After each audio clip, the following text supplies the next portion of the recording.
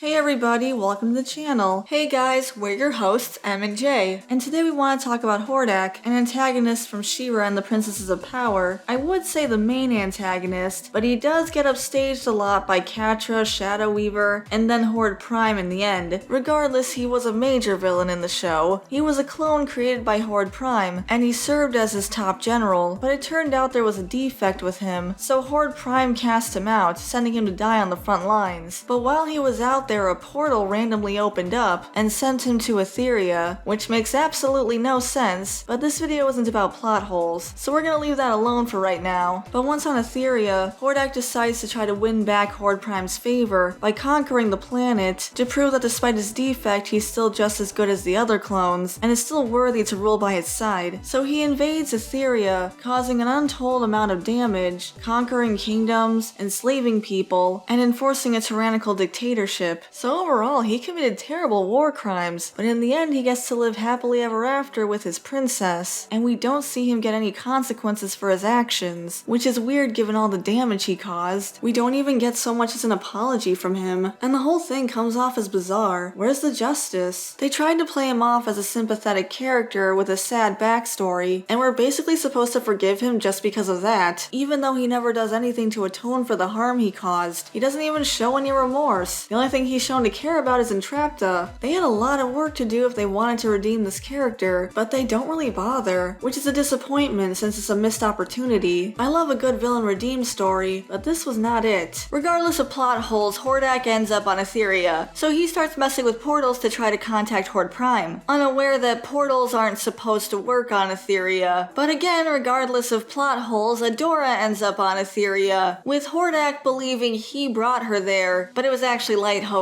No explanation is given. Regardless, now he has this baby, and he's very disappointed. So he tells Shadow Weaver to just put her with all the other orphans. He doesn't consider this baby to be anything special, so on top of everything else he's done, he also has an army of child soldiers made up of all the orphans he created when he killed their parents in his war. Shadow Weaver, on the other hand, senses power in this baby, and that piques her interest. So she ends up raising Adora, and Hordak basically forgets about her. They have no relation outside of he's the head of the Horde, and she's a loyal Horde soldier. When Adora ends up deserting the Horde and switching sides to the rebellion, Hordak couldn't care less. He barely knows that she exists, and he doesn't seem concerned that she could take their secrets to the rebellion. She was about to be promoted to Force Captain. You'd think this would register as being a big deal, but he's very chill about it. Then at the end of the series, Adora frees Hordak from Horde Prime's mind control. Hordak has a flashback of when he found Adora as a baby, and it's played like they're having a moment, with baby Adora smiling at Hordak sweetly, and Hordak telling Adora that he remembers her, as if that's supposed to mean something. It's kind of late to give Hordak and Adora a father-daughter relationship. You can't go the whole series with them having no relationship at all, and Hordak consistently rejecting and dismissing her, and then have this one moment that's supposed to be meaningful, especially after all the harm he's caused her, like forcing her to live as a child soldier and manipulating her into his twisted ideology. There's no time to try to build a relationship between these two now, nor do I think they should. It's a weird choice. Hordak often takes backseat to other characters, like Catra for example, who he first meets when Shadow Weaver brings her to him. She wants him to punish her because she failed to bring back Adora after she deserted, and she was about to be promoted to Force Captain, but Hordak couldn't care less about Adora, and says that if she needs a new Force Captain, just use Catra, simply because she's here and it's a convenient option. But Catra ends up failing to live up to his expectations, so on 2 occasions he threatens her by sucking all the oxygen out of the room and almost suffocating her to death, which is pretty extreme considering the fact that this is his fault more than anyone else's. He gave her the promotion despite not knowing her qualifications, let alone anything about her, and Shadow Weaver, who is his second in command, was insisting she was not fit for this position, but he ignored her and went with the convenient option. How do you manage to take over a planet when he's this slack of a leader? He ends up getting so fed up with Catra that he decides to send her to the Crimson Waste, which is basically a death sentence, just so he can get rid of her. But before she goes, she tells him off. off because she has nothing to lose. Also, everything she says is accurate. It turns out that the Crimson Waste isn't actually a dead zone, and Catra makes it back just fine, even managing to take Adora as a prisoner, along with the Sword of Protection. And despite the fact that he tried to kill Catra 3 times, Catra starts bossing him around, and he basically just goes along with it. She insists that he and Entrapta work on the portal machine, and he just gets right to it without questioning how she survived, how she came back, or even trying to kill her again. It all just seems inconsistent. Capturing Adora gives her the opportunity to finally confront Hordak face to face, and this happens to be the only time they ever actually exchange dialogue. Despite Hordak supposedly being the main villain for the first 4 seasons, the heroes never actually face him, and when Adora finally does get to talk to him, the whole thing is extremely anticlimactic, but it also makes them trying to force an adoptive relationship between the two just kind of insulting. Hordak is very clear about how much he cares about Adora, which is that he doesn't at all. So why are they trying to pretend otherwise? This is the man who abused her and hurt her for her entire life. It's all really bizarre to say the least. At the beginning of the 4th season, Catra's done playing second fiddle and taking orders, so she defeats him by taking advantage of a weakness that he really should have covered up, but that was his mistake. So Catra takes over the Horde, but for some reason the show kind of acts like they're co-leaders. Even though Hordak bowed to Catra, he's clearly lower than her in the ranks. He's really the Horde's scientist now, which I think suits him better. He was never great at that whole leading thing. He spends a lot of season 4 sulking because Catra tricked him into believing his love interest Entrapta betrayed him. So his main goal is to just get revenge on the princesses because he thinks she went back to them. But Double Trouble reveals to him that actually Entrapta didn't betray him, and Catra's been lying this whole time. So Hordak decides to fight Catra even though she beat him the first time. But this time he attacks her with a laser cannon, but Catra beats him again the same way she did the first time because he's learned nothing. He probably should have just sucked the air out of the room like he did those 2 other times. That was effective. If his goal is to win, just do whatever you have to do to win. No point in being dramatic about it. Now he's been humiliated twice, and he really deserves it at this point. Hordak ends up having very little screen time in season 5. Instead, our heroes end up running into another Horde Prime clone, who Entrapta mistakes for Hordak at first, but when it's revealed it's not Hordak, they decide to call him Wrong Hordak and have him join the team. I would personally argue this wasn't the best course of action. Hordak had a lot of room for improvement when it came to character development, especially if they were planning on giving him a happy ending. Wrong Hordak gets to travel the galaxy, face his programming head on, and ultimately overcome it, and learn what it truly means to be free, which is what they should have done for Hordak. This could have been the opportunity for him to go to Etheria, see all the harm he caused, and what he put the people through, and then he could have worked to fix his mistake and atone for his actions, instead of just giving him a happy ending, which in my opinion he just didn't deserve, because he never did anything to earn it. He could have worked to stop the Horde's invasion of Etheria, and worked to reverse all the damage he personally caused, like helping to restore Mermista's kingdom Selenius after he directly attacked it, or giving Scorpia back her kingdom, which was the Fright Zone, among other things. Instead, he spends all of season 5 on Horde Prime's ship, and we only occasionally check in on him. After being captured by Horde Prime, he's taken to be reconditioned, although it looks like the reprogramming hasn't worked. Apparently, Hordak still has this defect he was created with. I guess Horde Prime just assumed that it was fixed, but apparently it's this defect that's allowing him to have more free will, and he's able to resist Horde Prime's mind control, and Prime is never able to catch on to that fact, so he eventually rebels, after some coaxing from Entrapta, and Palpatine's Prime over the railing. Again, he hasn't earned this moment, but in the end it doesn't amount to much anyway, because Prime can jump between his clones, so he just puts his conscience into Hordak's body. Yeah, he didn't really think that one through. Luckily, She-Ra's able to purge the darkness from him, and that's when he and Entrapta walk off into the sunset together. Hordak might have been overshadowed by other villains and antagonists, but he's still responsible for a lot of terrible things that happened on Etheria, and it's kind of messed up that all of this just ends with Mermista asking if everyone is okay with this, referring to Hordak riding off into the sunset with his girlfriend, and not facing any consequences for any of his actions. It's true he got mind controlled by Horde Prime, and he was electrocuted in the baptism pool that one time, but none of that is actually justice for Etheria. That was just Horde Prime doing what Horde Prime does, and he would have done it regardless. this. He never even apologizes. The show seems to be aware that him living happily ever after is kinda weird, because they at least had Mermista pointed out, but acknowledging that this is weird isn't enough to make up for it. He's still responsible for a lot of death and destruction, and I don't think it's okay to gloss over that. Just because he had a sad backstory doesn't mean everything he did can just go away. So in the end, Hordak gets to live happily ever after while everybody else is stuck picking up the pieces of their shattered lives and trying to rebuild. But that's our opinion. What do you guys think? Do you think Hordak got off too easy? Or do you think his time with Horde Prime was punishment enough? Let us know in the comments below. Thank you all for watching, we really appreciate it. Before we go, we'd like to give a shout out to our members: Caleb Nelson, Stutenia, Tyrant Carnivore, Adam K, Shiny Orc Boy, The Rabbit Mancer, Dash Hound, Hunter Rose, General Bolivar, Depth Charge Media, Samru163, Kopitio Bozinski, Gabby Hime, Sandy Martin, Verdant Range, and Butcher7 Actual. Thank you all so much for your support. If you'd like to become a member, you can hit the join button next to the subscribe button. We also have Buy Me Coffee if you want to support us that way. And if you enjoyed this video and want to see more content from us, you can leave a like and subscribe to the channel. Thanks again for watching, and we'll see you in the next episode. Bye everybody. Bye guys.